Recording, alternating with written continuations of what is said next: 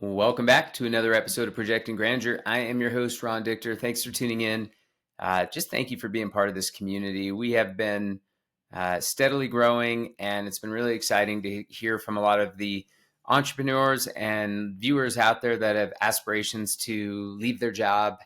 And I really just appreciate the feedback. I've received some great topics about things that they would like covered, some that I feel like I don't want to say expert, but I've got knowledge on that I'm going to add in, and others that I need to do a little research and maybe bring on a guest to really help, bring that topic home. But I really do appreciate all the people that have liked, commented, and most importantly, shared. Can't get the message out there without sharing. We are helping entrepreneurs change the world, and this is just one little step that I can do to help impart whatever wisdom I've learned in the last 30 years onto fellow entrepreneurs. Today, I want to talk about the concept of the arrival.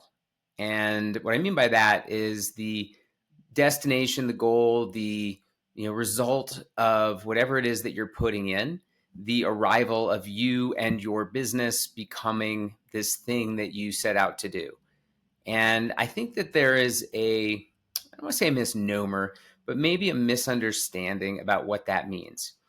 For you to truly understand where you're going and what your destination should look like, you actually have to have a specific goal in mind of what's going to happen when you get there. A lot of people say, I want to become a $1 million company, a 10 million, $100 million, $1 billion company. Okay, well, what happens when you get there?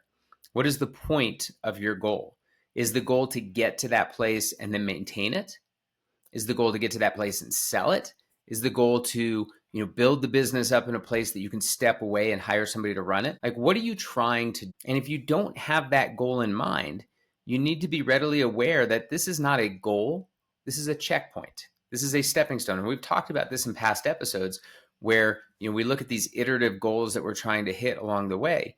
And so I just really want everyone to objectively look at their goals and understand why those are their goals. What are you hoping to accomplish when you get to that point? And once you understand what you're trying to do, then that goal can become more tangible and you can have more purpose and reason behind why you're doing it. So let's say, for example, your goal is to sell your business for, I don't know, $50 million. And in order for you to sell it for $50 million, you're in a business that trades at, let's say, 10 times EBITDA. So that means that you need to get to a $5 million EBITDA mark for your last 12 months to be able to then sell it for 50 times or by 10 times to get to that 50 million number. Well, that's a tangible goal, right? Your goal is to get to 5 million in run rate EBITDA for your last 12 months so that you can then create a process or go to a strategic or however your sale is going to be so that you can then sell for a 10x multiple of EBITDA to get 50 million, right? That's very tangible. But let's say your goal is not to sell. Let's say your goal is to get to a $5 million in EBITDA business. And when you get there, your goal is to say, hire a new, CEO so that you can operate as a, board member, chairman, vice chair, whatever it is you want to call yourself. That your goal is to get to 5 million in EBITDA, bring in a professional CEO to help take it from that next 5 million mark to the next level so you can focus on other things.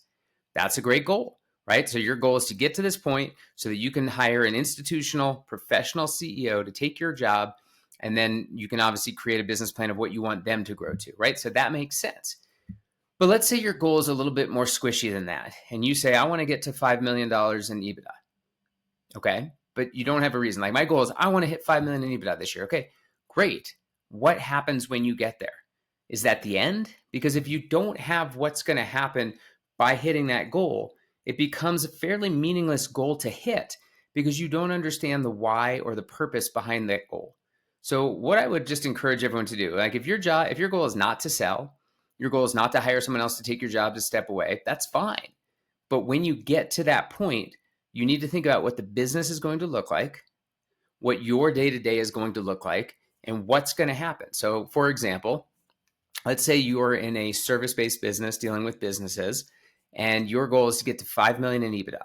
And when you get there, what you're going to do is you're going to create this new line of product, this new line of service that's different than what you have today. It may be complementary, but you don't want to spend time doing that until you can prove out your existing model and get it to a certain place. And that place in this example is 5 million in EBITDA. And when you get there, then you're going to unlock this new business channel by doing it. Like that's a great goal, right? That keeps you in the business. You're not selling, you're not bringing in someone else. You're just saying, look, I'm going to be disciplined enough to grow my business to this point. And when I get here, I'm going to now take this risk to bring on this new distribution or this new product line. And that is my goal. But I want to make sure I get the core business to 5 million EBITDA first. Like that's great. That's a tangible goal. So all I would ask that everybody think about is objectively look at your goals. They can't just be, I want to get to this point, because that doesn't mean anything. If your goal is to say, I want to grow by 20%, okay, why? Why do you want to grow? What happens when you grow by 20%? And if you understand the why, you understand the purpose, it makes that growth much more tangible and purposeful and allows you to rally your team around, okay, guys, if we can get to this point, here's what's going to happen.